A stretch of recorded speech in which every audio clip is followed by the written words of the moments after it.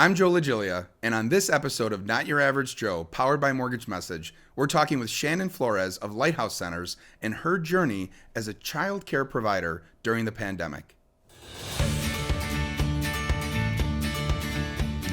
Hi everyone, and welcome to another episode of Not Your Average Joe, an online show highlighting real community heroes powered by the Mortgage Message platform. My name is Joe Legilia, and I'm joined today with Shannen Flores of Lighthouse Centers. Shannen, welcome to the show. Thank you very much for having me. Absolutely. Before I give my 30 seconds or so of how Lighthouse has affected me and my family in such a great way, I'd love for our audience to just get an idea of kind of who you are, what you're all about, and how you're connected to Lighthouse. So I started Lighthouse 16 years ago with my dad. So we are family owned. And it's the only thing I've ever done. I've been in the business for, 25 years, literally, since I was 15. I just aged myself. But yeah, and so we started out in Yorkville. And, you know, I have the most amazing staff. They're incredible. I have a lot of staff that have been with me for a very long time, 15, 16 years even, that their kids are working for me. My kids work there now. So it's really fun. But one of the things that we really pride ourselves in is our community involvement too. So I know you know this well, that Lighthouse, we do a lot of community events. We love the fact that we're in smaller towns. Everywhere we are is a smaller kind of rooftop town. So we try and have, the people that are there are neighbors. So it's been amazing. It's been quite a ride. So great. So to give my 30 seconds, we moved to Plainfield in 2015. My family just started growing. We moved here when we had my daughter, who's 5 years old now. Shortly thereafter, we had my son, who's 3. Both of my kids have gone through the Lighthouse experience. It has been literally amazing, not just from a new parent perspective, which I'm sure you deal with this all the time, that first time dropping off your kid to the daycare, yes. But all the way to just seeing their development and seeing what really the Lighthouse has been able to provide.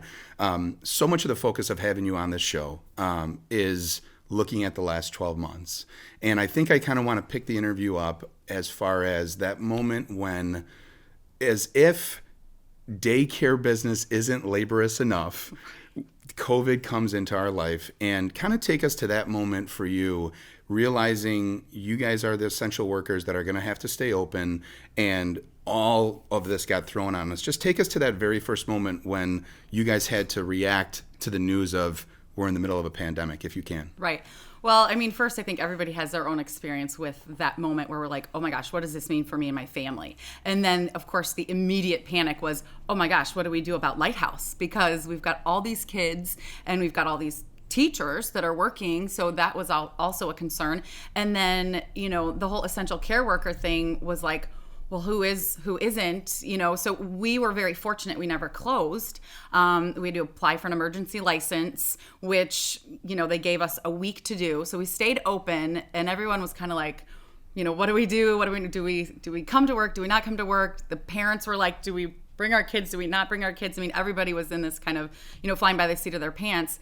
And then, it was just a whirlwind from that point of, DCFS, the state of Illinois, is who licensed us. So they, they're in charge of all of our regulations and everything. So it was just this constant email of amendment after amendment after amendment of do this, do that. No, don't do that anymore. Do this, to try and do what we thought to keep everybody safe. And throughout the entire process, it was a nonstop, should we continue to remain open? Who qualifies for essential care, or not? Because they didn't give us a list of these parents are able to, have their children in care and these aren't. So we constantly had to, my directors constantly had to be making these decisions like, okay, is this okay? Is that not okay? In the midst of a lot of fear too. So, it was crazy. Yeah. It was quite a little crazy time. I can only imagine. And thinking of, before the interview started, you were so gracious with your comments of how grateful you are with your directors and teachers. I can imagine kind of a twofold approach to the moment, to where you're thinking of the kids and the parents, but you're also thinking of your employees. Just kind of talk about handling both sets of conversations at that time. Right, absolutely, because you want to serve both. I mean, so you have parents that have their needs and they're wanting, either their kids to not be there or their kids to be there, and then they have their own requirements of how they want you to do certain things.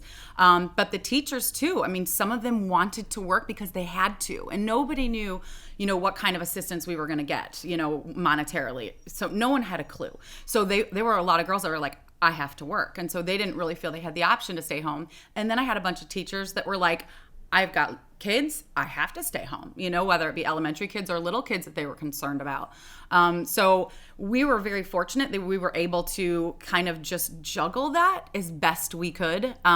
We didn't put any specific, anything across the board. We were like, hey, you need to do what's right for your family. But then I had this rock star employees that were like, nope, we got this. We're coming in. We're going to, sanitize, the heck out of everything under the sun 1,200 million times a day and just continue on and on and on. And I mean, they rocked it out. Well, and you bring up a perfect segue to knowing firsthand knowledge of dropping my son off 3 times a week and seeing those protocols in place. But just for our audience, whether it's in the beginning, in the middle, or towards the end of this thing, what type of protocols did you bring to the table to make sure that safety was ensured? Right. So first thing that was really crazy is that we had the parents stop dropping off in the classroom. So normally everybody comes in and they drop their kids off. They get a chance to talk to the teachers and whatever. It's that good connection.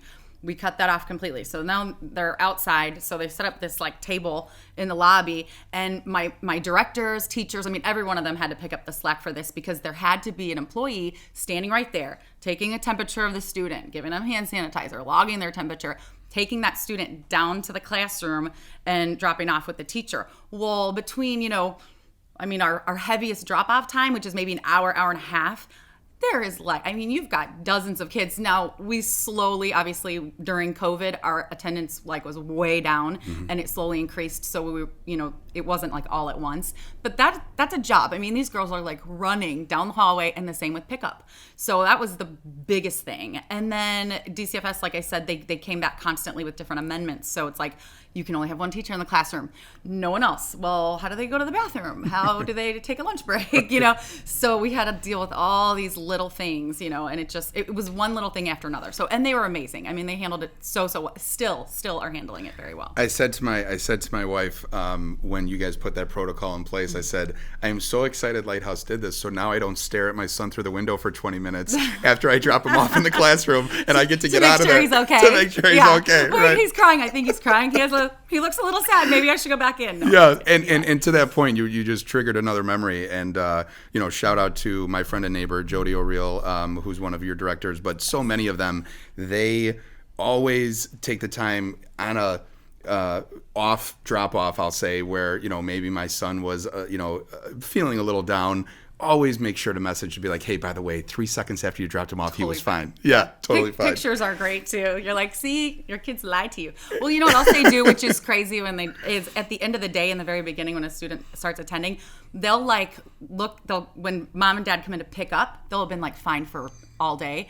They'll burst into tears. Have this memory, and they're like, oh, you left me. And then they burst into tears, and you're like, I swear they were not like this all day. We get hip to it as parents. We do get hip to it eventually. Shannen, as a clear leader in this moment in history, how do you look to empower your directors, employees, and even through second, third degree parents of your children through the Lighthouse? How do you look to empower them with leadership?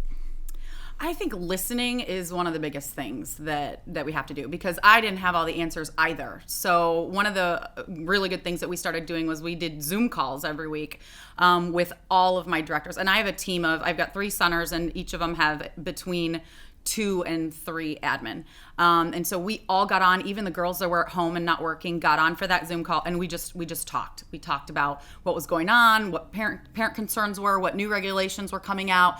Some of them were recommendations, not requirements, so we kind of had to roll through that. Same with parents, lots of emails from parents and phone calls, and you just have to listen, and then, honestly, just use your best judgment. And my girls, I would say the same thing to them. I was like, what do you think?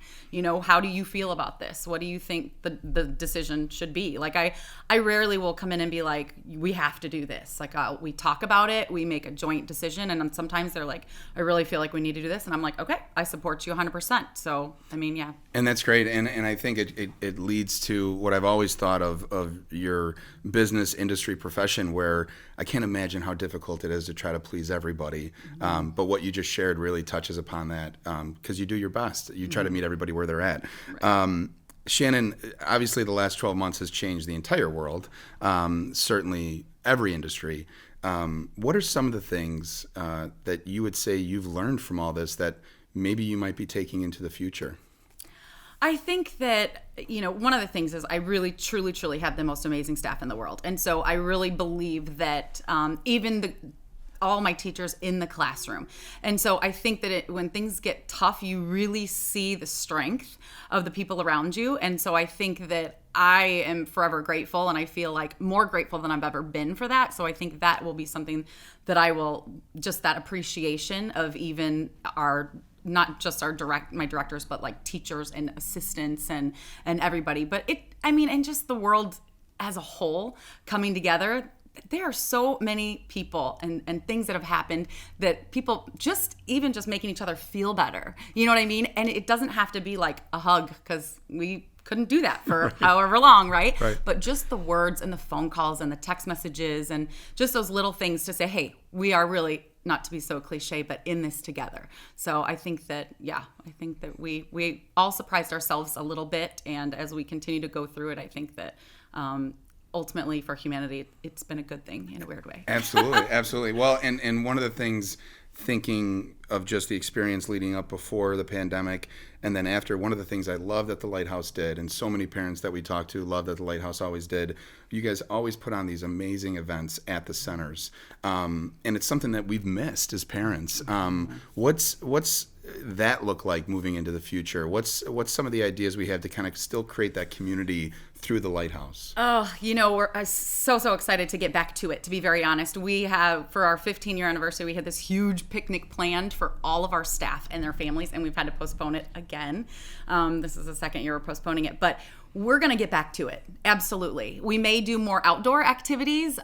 We're very fortunate that our lower level is huge and open, so we may make those smaller, but I will tell you that is one of the things that makes us different from a lot of other places, is that we want to have our families there with their neighbors, inviting people that don't even go to Lighthouse to come and say, hey, come and, enjoy time together as a family. I mean, that's kind of our model and our that's what we love. So we are really excited to get back to that as soon as possible. So great. Shannen, we are just ecstatic to have you on the show. As you mentioned in the interview, you guys have been open since day one, and really pouring into these kids and keeping this community connected, keeping people working. And so from the essential worker community, we just want to say thank you. And thanks for being a real community hero. Thank you so much. And again, my staff are the real heroes, but yeah, I appreciate that so much. Absolutely. And thank you to our audience for being a part of this show as well. We encourage you to nominate any real community heroes in your life so we can have them on the show as well and share their story. My name is Joe LaGilia. This is the Not Your Average Joe, powered by the Mortgage Message platform. We'll see you on the next episode, everyone. Take care.